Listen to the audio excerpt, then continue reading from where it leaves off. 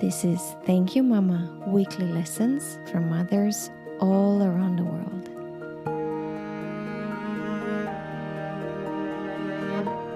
Hello and welcome to Thank You Mama. My name is Anna Teider. My guest today is Sarifa Moola-Nernæs. Sarifa is originally from South Africa. She now lives in Norway. She is a Makhuwa woman, and she has a PhD in psycholinguistics from the University of Cape Town and a master's degree in peace studies from the University of Bradford. Sarifa is an African feminist, businesswoman, life coach, and speaker. She previously worked as a consultant at the Bjørnafjorden, look at my pronunciation, municipality on refugee services and social and economic inclusion. She's now the CEO of Ubuntu Coaching and a mom of two. Sarifa, welcome. Thank you for having me, Anna. So excited to have you here. You have to help us now with I think we heard two terms here that people are probably not familiar with. Who is a Makhuwa woman and what is Ubuntu Coaching? Okay. Well, Makhuwas we're a minority group in South Africa, but we originally from Mozambique. So you're looking at the borders between northern Mozambique and southern Tanzania, that area. Makhuwas are a matrilineal society, and we speak a Makhuwa. What is a matrilineal society? It means that we follow our mother's line. So basically, if you want to trace my heritage, you're going to do it via my mother and her lineage. Mm-hmm. Yeah. And Makhuwa women are known to be strong, resilient. I have a tendency of saying that I was born a feminist into a Makhuwa community, even though we don't define it as that, because we're very inclusive. And we believe that, yes, whilst we do have power and privilege, it's how you use it within the society, as well as it's not to undermine or look down upon men, but, we give them their platform, we give them space, as well as respect. So are Makhuwa women like heads of family? It would be the grandmother. For example, like in my family, my father was the breadwinner, but my grandmother was the head of household. Okay. Mm-hmm. So, yeah, that's it in a nutshell. Yeah, that's very interesting. But that doesn't take, respect from my dad. He was respected as equally as all members of the family. And my dad actually also moved in to my mother's family home. Mm-hmm. Is that what people do when they get married? Do men move into the woman's family?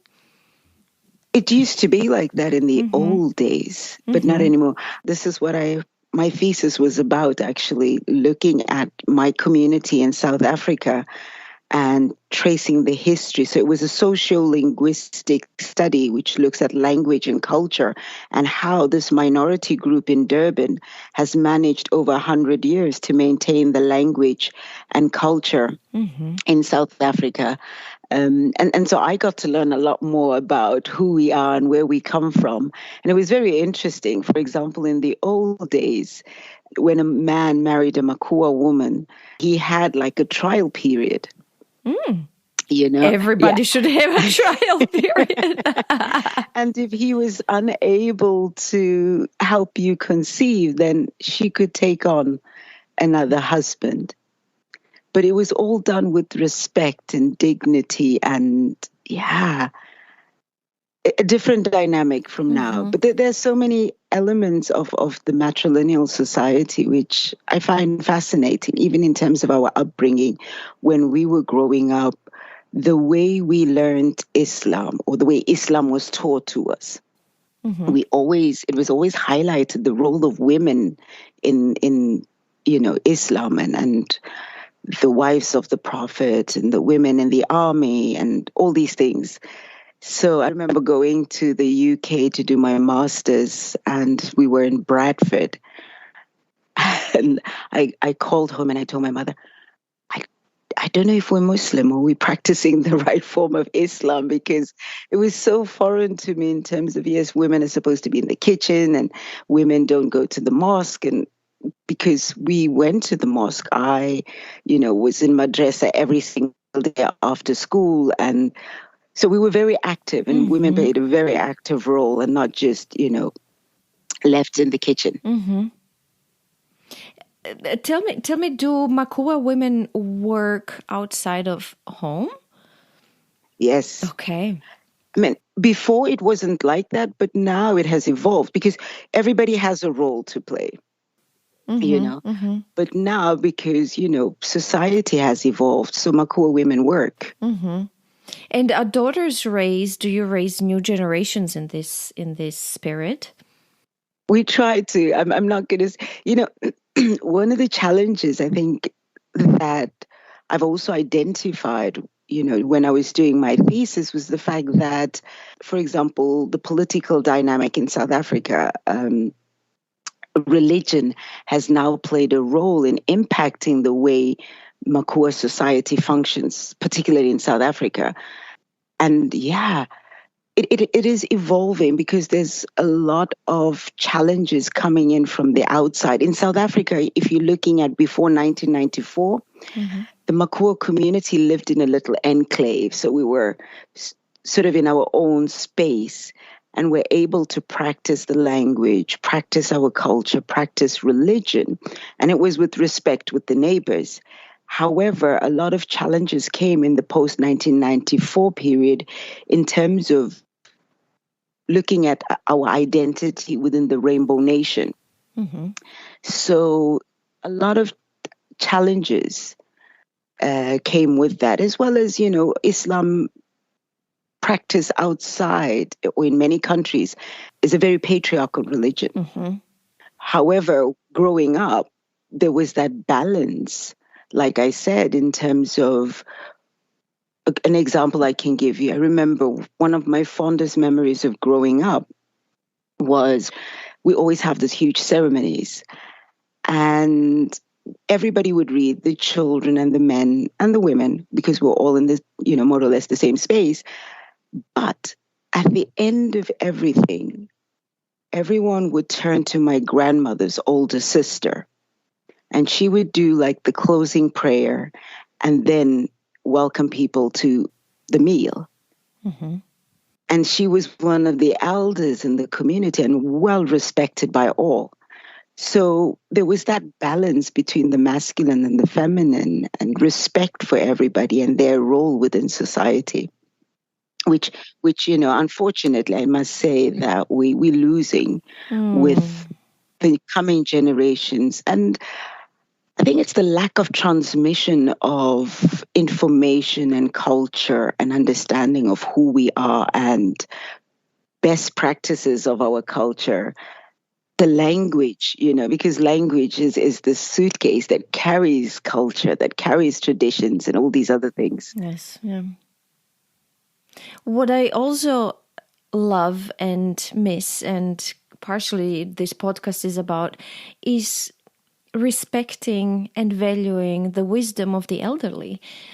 The Western societies are so oriented towards youth, and our influencers, I'm saying this very consciously, are becoming younger and younger, and we are losing. So true. We are losing so much life wisdom that comes with age by just forgetting that we do have the elderly around who've been there and done that, and surely can give us some advice. And this is partially what the podcast is about. That is so true. We have an African proverb that says the elderly are like a library. So when an elder dies, the library burns down. And that is so profound in exactly what you're saying, that there's so much of knowledge.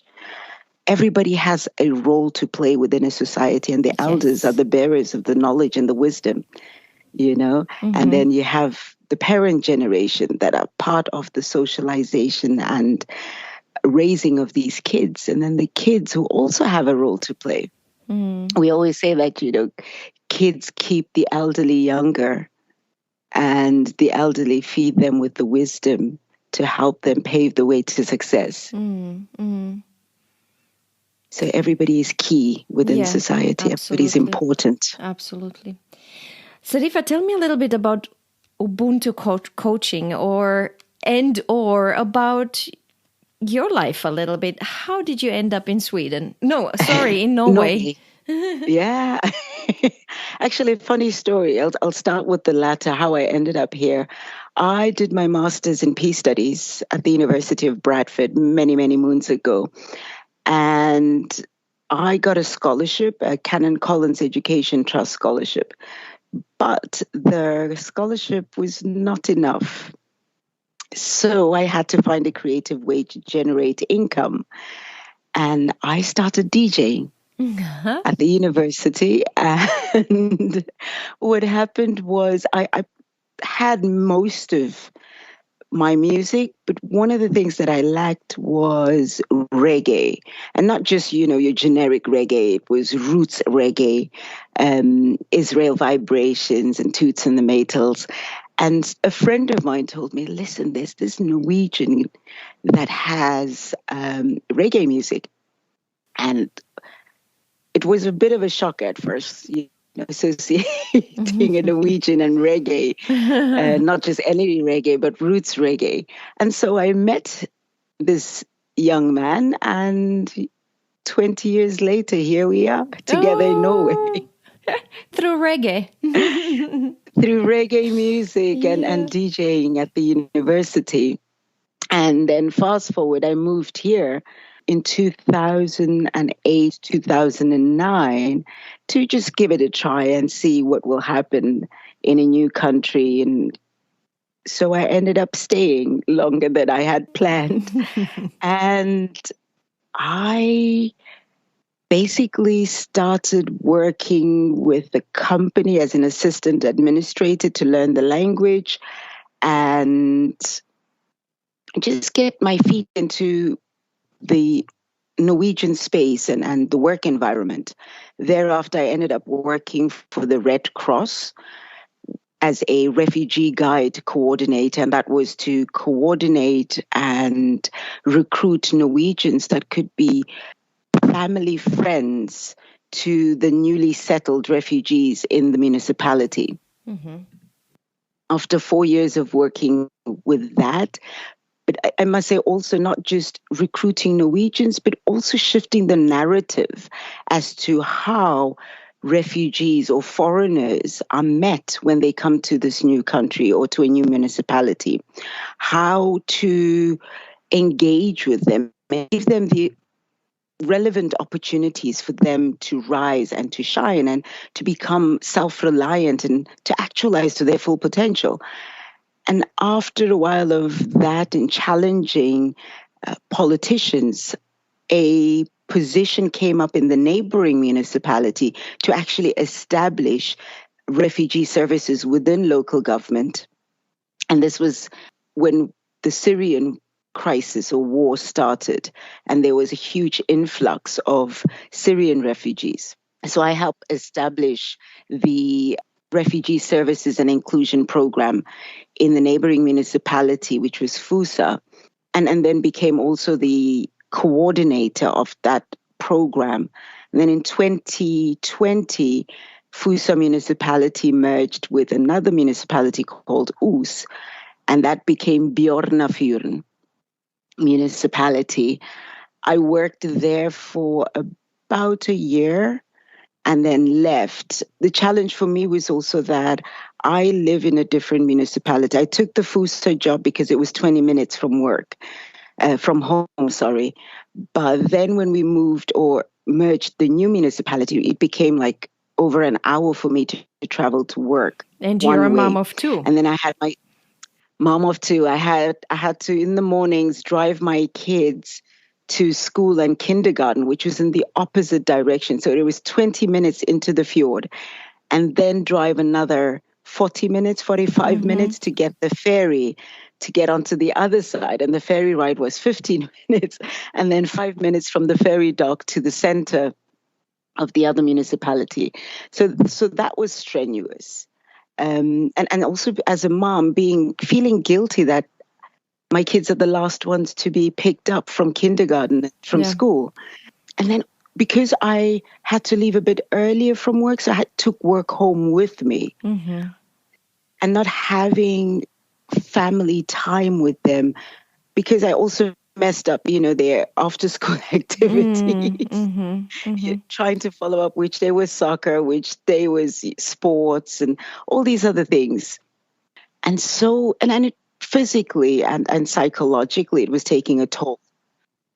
And so I decided to leave last year. Mm-hmm. Mind you, before I left, I had a one-person business, which was sort of a side hustle to get a feel of what it would be like to start a business. And I quite enjoyed that process, as well as the coaching, working with women, and thought, okay, this is something I could explore further. And so last year decided to quit and start up Ubuntu Coaching. During the process of reflection and thinking about leaving my job, I was doing a lot of self-development and investing in me, trying to find who am I, what are my priorities, what is my purpose. And the philosophy or the idea of Ubuntu kept popping up the whole time. And I had to unpack, what is Ubuntu? And it's this African philosophy which is based around humanity. How do we coexist? I am because of you and you are because of us. As well as how, as human beings, we coexist with Mother Nature, with our environment. And I thought, yeah, this is something I need to share, not just with Norwegians, but with the world, or to remind even us as Africans who we are and where we come from. Because when you transition and you come into a new country, there's this whole idea that we need to fit in, as opposed to being who we are and allowing the new host country or where you work to accept you for who you are and the beauty that you bring to this new space. And so that's where the idea of this company came from.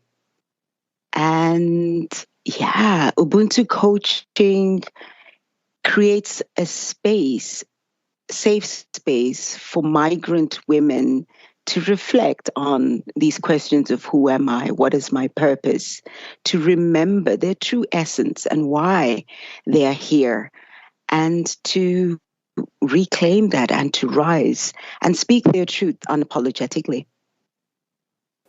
That's beautiful. I'm very excited about your project. Me too. Sarifa, let's jump into talking about Mama Jamaila. Would you tell me a little bit about her and her life?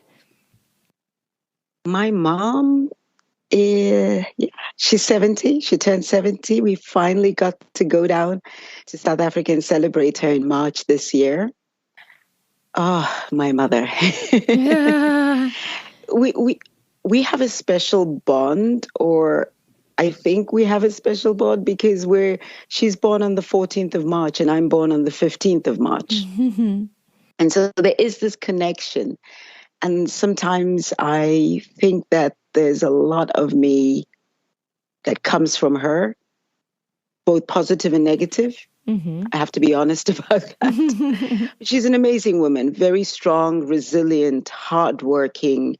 She has been, the pillar of our household, keeping everybody together. She hadn't had an easy childhood or an easy youth. She is the eldest of 3 siblings. And at some point I'm not even sure how it happened, but she ended up living with her aunt, who had about 5 or 6 sons. And she did all the chores. She cleaned up after them. And so, to an extent, if you reflect, it was a bit of an abusive environment, because as the only young woman, she was made to do basically everything. But apart from that, she's always grateful, always respectful. And she's the one that keeps us grounded at home, reminds us of, where we come from, and to be grateful for that. I'm just trying to remember, she used to work at a kindergarten, whilst making our clothes, whilst also making cakes for weddings, and always just very busy woman, very active all the time. How many children did she have? 3. Mm-hmm. So I'm the middle child. I have an older sister and a younger brother. Mm-hmm. Mm-hmm. Is there a special story about your dad, or how they met, or when they married? Yeah, my dad and my mom met when they were still young, and they've been married for almost 50 years. Yeah, they've worked through, a lot of challenges as young people growing up in apartheid South Africa, supporting each other. We'd always say my mom was the finance person. One of the things I also remember very fondly of growing up, but my parents, interesting how they worked together. My dad is not a practical person, or not he's more academic, or more he used to work in a big company. My mom is the technical one, changing the light bulbs, going into the socket, unscrewing, putting the wires together. That was more my mom. She would fix things and get things done. And my dad would give her the money, and she would run the economy of the house. And we were lucky. We were never short of anything. In comparison to a lot of young people, a lot of people in our community, I think we were well off. And they were liberal parents, because I remember being very active in different youth organizations, sometimes being out of the house longer than what society would consider girls should. But we were safe going around, be it activism, campaigning, all these things. And we were allowed to do that. My parents were always the type of parents that were, as long as you're safe, and if there's a problem, give us a shout. I remember growing up, I could sit with my parents and we'll have all sorts of conversations, from talking about soccer. My dad used to play professional soccer back in the day, but it was like talking about soccer to talking about politics or about a book, because both of them are well read. They loved reading. And my mom, Mills and Boons were one of them, or different genres, but there were always books available. So we developed that culture of reading also. I realize even now the impacts of growing up, where I would sit in the back of the seat whilst my dad is driving and I would be reading. And I live in Norway now. I'm not sure if you're familiar with Norway, but the roads are very windy. And I can sit in the car and read. And my husband and kids think it's just so crazy. But I see my eldest daughter's developing the same thing, where she sits in the back of the car and she reads. And I can so relate to that. Let's talk about her lessons, about Mama Jamaila's lessons. Or what do you feel are the most important things you've learned from her? Being grounded. She always keeps us grounded and remember to be of service to others. Very interesting story. I got my PhD, and because I couldn't go to Cape Town, I got it sent here, your certificate. And my mother was like, "Oh, I'm so happy for you, and you've worked so hard." And the next thing she was like, "So who are you going to share this with?" Which in my mother's words means that you need to give some form of charity as a form of celebration with other people. So whenever we achieve something, my mom would always be like, send money, give it to the less fortunate. If we got a new job, it was always that, okay, Now you need to either buy a few, like, I wouldn't say groceries because they weren't groceries, but like your milk, your bread, basic necessities to give to the elderly women in the community. Mm-hmm. And the whole way, every step of the way, whenever we achieve something, even buying a new car, you needed to share that with somebody else. Mm-hmm. So that element I still maintain. The other thing is when we would go on holiday, my mom was always very clear that here's money. And if they do refuse to take the money, and this is our host, then if they refuse to take the money, you show your gratitude by cleaning the house, tidying up, and that sort of thing. Yeah, showing empathy and support for others. One of the things also for me was, when somebody would come and tell her something like, oh my God, did you hear so-and-so's daughter's pregnant? And my mom would be like, we don't gossip about that, or we shouldn't laugh about these things because tomorrow it could be you. Mm-hmm. Mm-hmm. So it's those sorts of things that constantly remind me of her. And I try to also teach my children about being respectful and caring about others and being of service to others. And I think also that's the thing with Ubuntu Coaching. It's about being of service. And I always tell people it's not a business, but it's a movement.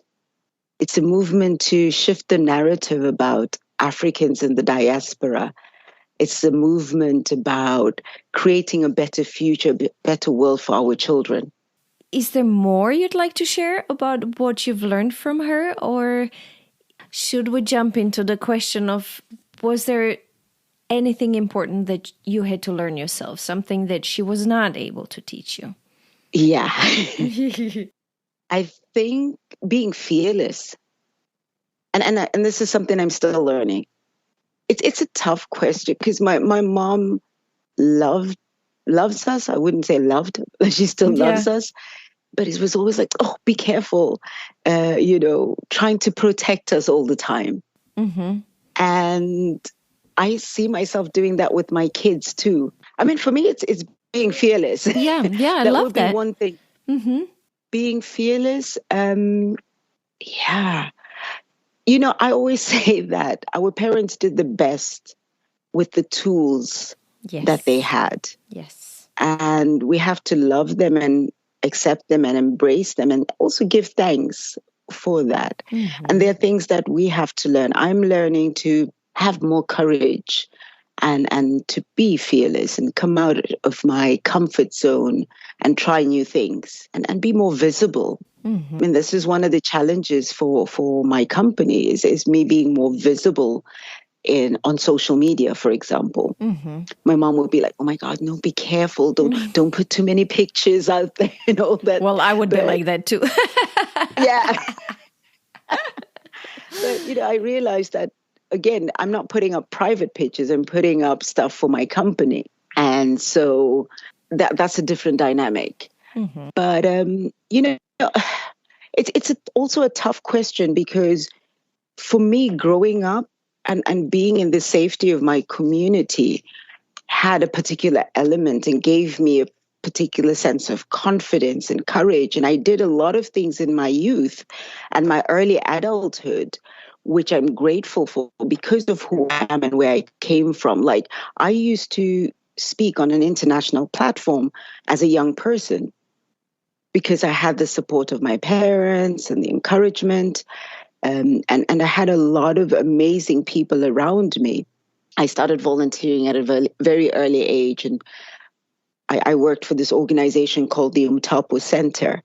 And that both my family and the Umtapo Center became my bigger extended family, where I was raised to be courageous and speak with conviction. And so I spoke in different places. And, when I spoke in one place, I was then invited to speak at a different place. So I did that. But then I moved to Europe and I felt that I lost a sense of who I was. And so that is not my mom's fault either. No, these are the circumstances. Yeah.